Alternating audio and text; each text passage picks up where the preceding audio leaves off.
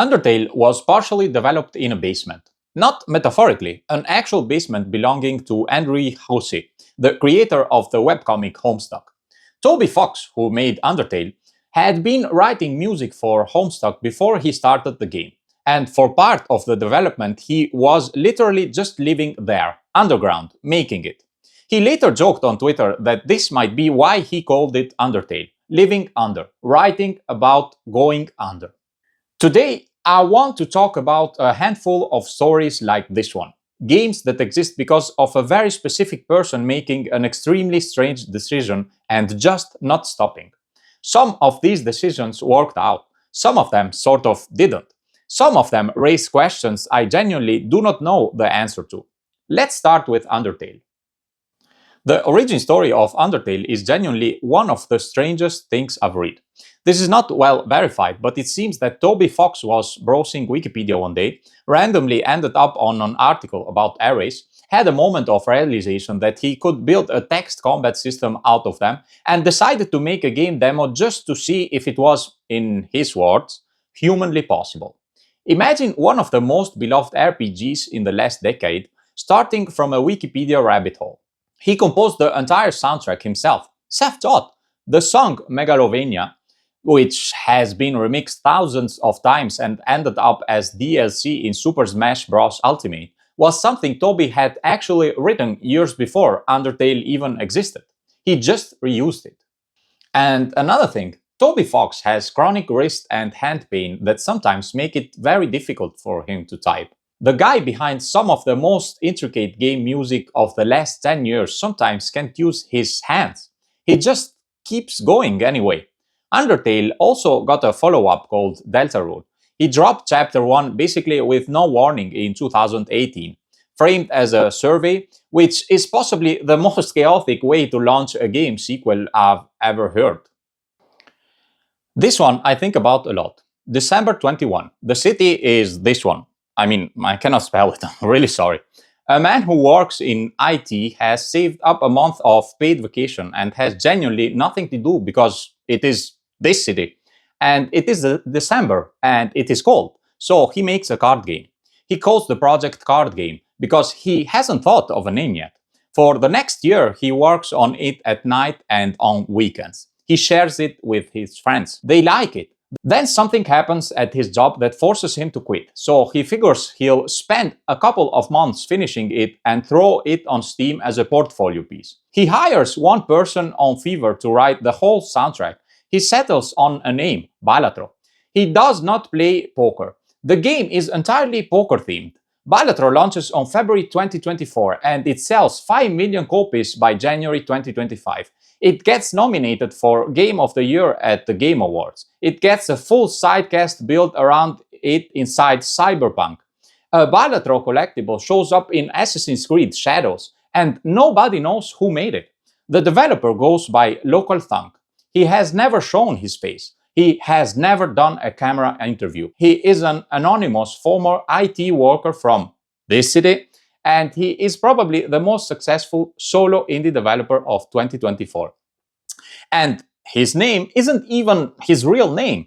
At the Game Awards ceremony, he was there in the audience with his partner and told nobody who he was. His publisher accepted the awards on stage while he sat somewhere in the crowd. For the British Academy Games Award, he sent an actor who had played Jimbo the Joker in promotional videos for the game to accept the award. A hired professional jester accepted an award for a game named after the Latin word for professional jester. I don't know if that was intentional, but yeah, you know. The thing is that Local Thunk deliberately avoided playing other deck builder games during development, specifically so he wouldn't absorb their ideas. He only played Slay the Spire near the very end, just to understand its control scheme. He built the whole thing in a kind of controlled isolation, and it turned out to be one of the most original feeling games of the year. I think about that a lot when I'm in the middle of something and tempted to go see what everyone else is doing. Here's what 5 years of solo development means in practice. You're writing the level editor. You're debugging your own collision code at midnight. You're figuring out how to make a song sound good through a format you also invented yourself. There is no one to tell you when something is broken or when something is boring. There is just you, the game, and whether it feels right yet. The creator Daisuke Amaya said in an interview that his priority order was family, then himself, then work, then hobbies. So games were his hobby. Cave Story was the hobby. He built it in what was left after everything else. There's a part nobody talks about, and it's the maintenance of belief. You have to keep believing the thing is worth doing when there's no external signal that it is.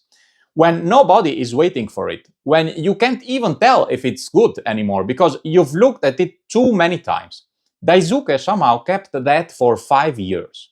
He released the game and put it up for free, and it quietly, slowly became one of the most important indie games ever made. It ended up inspiring basically the entire generation of indie games that followed. And here's the part I keep thinking about. A fan community built a DS port of the game before any official port existed. When they found out Daisuke Pixel Amaya didn't even own a DS, the community bought him one. They had it laser engraved with Cave Story characters and loaded it with their work in progress port. He kept it in the box. He said he didn't want to damage it by actually using it.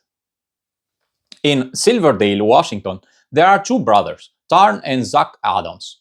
They grew up learning to read and learning BASIC at roughly the same time, somewhere around age 5 or 6. In 2002, they started building Dwarf Fortress. It is, by almost any measure, the most complex simulation game ever made. By 21, it contained nearly 750,000 lines of code. What Dwarf Fortress actually does is hard to explain briefly, but I'll try. You take a group of dwarfs and you build a colony. You dig into a mountain. You manage food and drink and happiness and labor. And then things happen that nobody planned. A dwarf loses both arms and becomes the town executioner. He has no arms, so he executes a criminal with his teeth. The command to spit out the arm never fires, so for years in game time, this dwarf walks around with an arm in his mouth. That's what happens when you simulate enough things deeply enough. Cats can get drunk in the game. They walk across spilt beer on tavern floors. They lick their paws and absorb the alcohol that way. This was a bug, actually. Someone simulated paw licking. Someone also simulated the alcohol content of floor residue.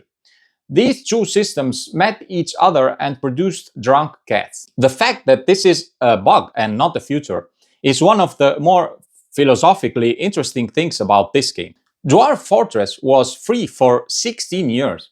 Tarn and Zuck just gave it away. They survived on donations, then Patreon, which eventually got them to around $6,000 or $7,000 a month. And then Zuck got sick. He had 2 surgeries. So in 2019, they announced they were putting Dwarf Fortress on Steam with actual graphics. Not because they wanted to, because they needed health insurance. The Patreon went up when they made the announcement. The fans they thought might be upset were not upset. They were happy to help. The Steam version launched in December 22. PC Gamer says it sold about 300,000 copies in the first week.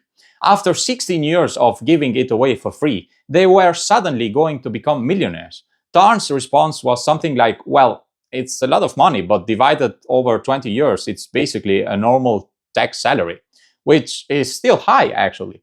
The thing that got me reading all of this was that someone sent the Adams brothers an email in 2009. The email said that playing Dwarf Fortress had caused him to convert to Buddhism. His reasoning was that the game's core loop proved that life is suffering because nothing is permanent.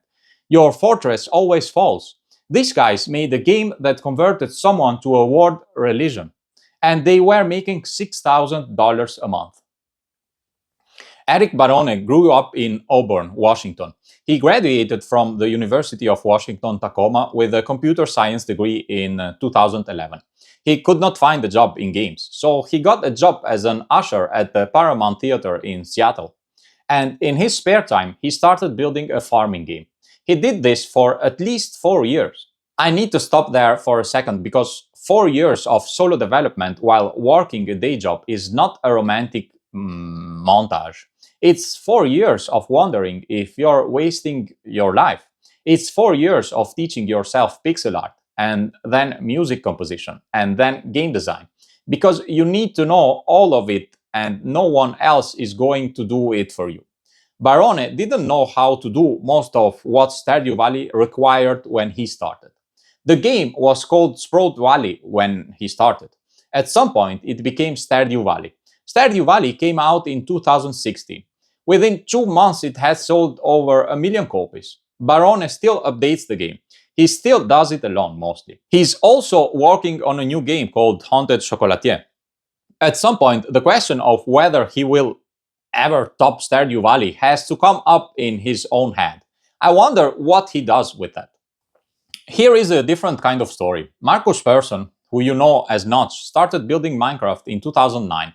He was working at a game company called King at the time, making casual games. He made the first public alpha of Minecraft in May 2009. By 2011, Mojang, the company he'd founded with the money from Minecraft, had sold its 1 millionth copy. The game kept growing. It became a phenomenon. Children were playing it. Teachers were using it. It was everywhere, and Notch became extremely unhappy. This is not the expected part of this story, so let me be specific. He was not unhappy because the game failed. He was unhappy because it succeeded beyond any reasonable limit. He described feeling like he didn't fit into the company he'd built anymore. He said the Mojang sale was not about the money. It was about his sanity. He wrote on his personal site after the deal, "I wasn't exactly sure how I fit into Mojang, where people did actual work." What happened was that in 2014, Notch was dealing with a controversy around the game's terms of service. He was receiving hate and criticism, and in a moment that probably felt like a small tweet and turned out to be quite significant, he posted publicly asking if anyone wanted to buy his share of Mojang so he could move on with his life. Microsoft called. Literally, Mojang's CEO got a call from a Microsoft executive asking if Notch was serious. Several companies reached out. Notch took the Microsoft deal. They paid $2.5 billion for the whole company.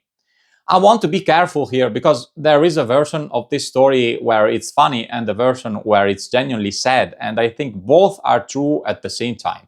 Notch built something that touched hundreds of millions of people. It became the best-selling video game of all time, and he was so overwhelmed by what he'd made that he put it up for sale on Twitter. The indie dev community has complicated feelings about Notch, and those feelings have gotten more complicated since 2014 for reasons unrelated to Minecraft. I'm not going to get into all of that here, but I find it genuinely hard to read his statement about not fitting in at his own company and not feel something. There is another weird thing about indie games nobody tells you early enough. The success stories distort reality. For every Stardew Valley, there are thousands of games that vanish completely. Not did okay, not small audience, gone. Steam releases thousands of games every year.